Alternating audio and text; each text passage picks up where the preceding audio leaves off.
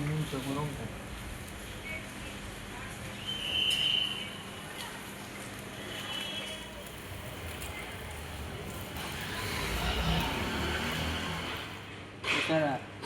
ఇది కూడా ఇదే పరిస్థితి ఉంది. ఈ పక్క అంతా అధ్వానంగా ఉన్నాయి. చూస్తే కమ్మిళ్ళు కూడా కనిపిస్తున్నాయి. ఏవో అర్థం కాని పరిస్థితి, అర్థం చేసుకోవాలని నేను అధికారులకు కోరుతున్నాను.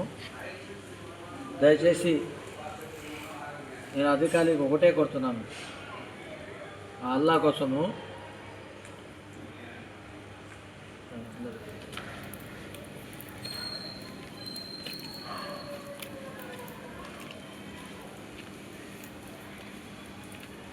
మెట్లు కూడా ఒకటి చూడండి.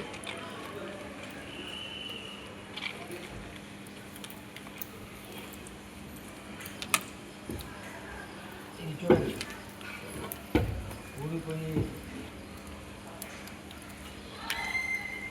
అసలు ఎట్టా ఎక్కుతున్నాడు ఆయన వాచ్మెన్, అర్థం కాని పరిస్థితి ఉంది. చెప్తే ఇది కూడా ఊడిపోయింది. ఈ విధంగా పరిస్థితి చూస్తే అధ్వానంగా ఉంది. పిల్లలు చూస్తే ఊడిపోతున్నాయి. ఇది ప్రమాదంగా ఉంది. దయచేసి అర్థం చేసుకోవాలని నేను అధికారులని కోరుతున్నాను. చూడండి, ఈ పిల్లలు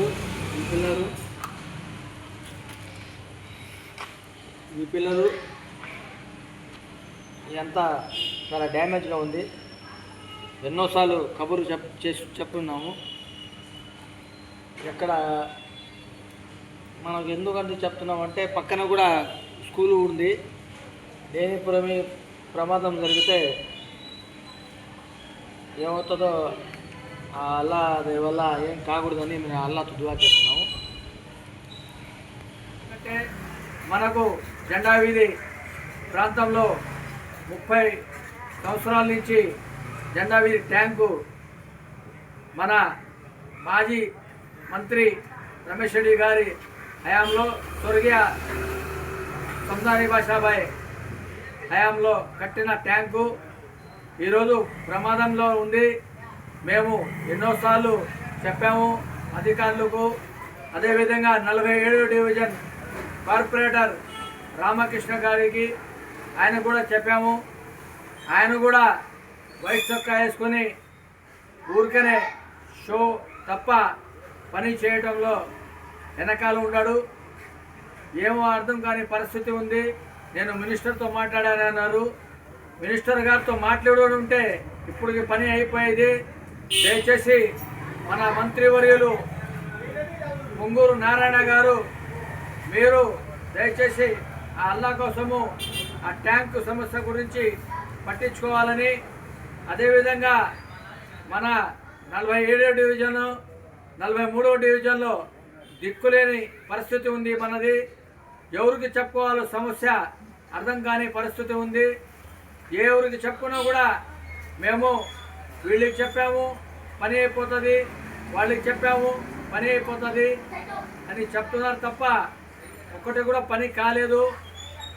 మనం మంత్రి గారికి ఎందుకు చెప్తున్నానంటే, మంత్రి గారు బాగా అభివృద్ధి చేస్తున్నారు. అభివృద్ధి చేస్తుంటే ఆ అభివృద్ధి ఇంకా ముందుకు కొనసాగుతుంది. వీళ్ళ వల్ల ఆయన పేరు చెడు వస్తుందని ఆ అల్లా కోసము మన నారాయణ గారు మా జెండా వీధికి వచ్చి ఒకసారి ట్యాంక్ చూసి దాన్ని మరమ్మతు నిధులు శాంక్షన్ చేయాలని